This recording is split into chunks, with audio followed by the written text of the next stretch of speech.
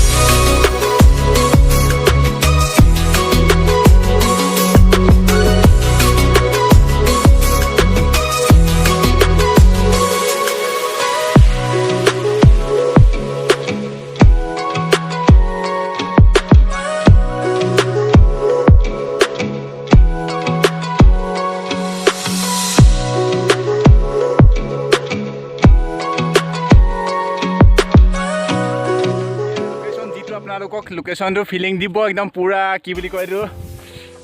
কিহৰ ফিলিং দিব আপোনালোকক ফিলিং দিব গোৱাৰ ফিলিং চ' গোৱাত আপোনালোকে এনে বালিৰ মাজেৰে পাব আপোনালোকে সাগৰৰ হেৰি কিন্তু আমাৰ ইয়াত সাগৰ নাই যিহেতু অসমত দেখিছে আপোনাক কি ধুনীয়া গোৱাৰ নিচিনা লোকেশ্যন এটা গোৱা নহয় মিনি গোৱা বুলি নকওঁ কাৰণ কিয়নো আমাৰ নদী পাৰত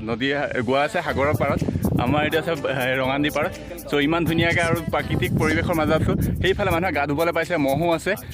মহৰ ওচৰত আমি যাব নোৱাৰোঁ কাৰণ মহে আমাক খেদিব খেদা বেয়া আমি ইমানখিনি দৌৰা অভ্যাস নাই আৰু আমি গৈ আছোঁ এতিয়া ধুনীয়া এইখন শুকান বালিত নাজানো ইয়াৰ এক্সপেৰিমেণ্ট কি হ'ব চাওঁ চুৰৰ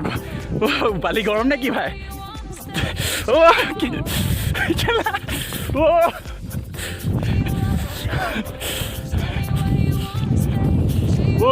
এইখিনি সিজাই অনা নিচিনা লাগিছে সঁচাকৈ এই বালিখিনি যিখিনি আপুনি শুকান দেখিছে এইখিনিত মানে আমি এনেকৈ এটা হেৰি পাইছোঁ ফিলিং পাইছোঁ যিটো ফিলিং আপোনালোকৰ লগত শ্বেয়াৰ কৰিবলৈ জাষ্ট মই ব্লগৰ জৰিয়তে শ্বেয়াৰ কৰিছোঁ ইয়াত মানে গোৱাত এইটো ফিলিং নাপাব আৰু এই ব্লগৰ জৰিয়তে মই দেখাম আমি আছোঁ এতিয়া নদীৰ মাজত তো ইমানখিনি পাৰ হৈ আহিলোঁ এয়া যিটো তথাপি আমাৰ মানে সাঁতুৰিব নোৱাৰাৰ কাৰণে মানে এইটো এক্সপেৰিমেণ্ট এইটো হেৰি কেনেকুৱা চালিয়া প্লেচ আহক আমাৰ লখিমপুৰবাসীয়ে যি কয় আপোনালোকে গা ধুবলৈ আপুনি কণা নদী যাব নালাগে, হেৰি যাব নালাগে, ৱাটাৰফল বিচাৰি একোলেণ্ড যাব নালাগে, হেৰি যাব নালাগে, ৰঙা নদী উপভোগ কৰক। সুদূৰ কি অৰুণাচলৰ পৰা বৈ আহিছে আমাৰ লখিমপুৰ জিলাৰ মাজেদি মাজমজিয়াৰে ৰঙা নদীত এনজয় কৰক। সেইটো সুন্দৰ পৰিৱেশ আপোনাৰ বেকগ্ৰাউণ্ডত চাই পিনে খুব এনজয় কৰিব। মই 360 ভিউ এটা দেখাইছোঁ, ত' তাতে চাই পিনে আপুনি এনজয় কৰক। ত' লেটছ এনজয় দিছ চুইমিং। চ' আপোনালোকে দেখাইছোঁ আমি গা ধোৱাৰ পিছত আপোনাৰ পৰৱৰ্তী সেইখিনি দেখাম।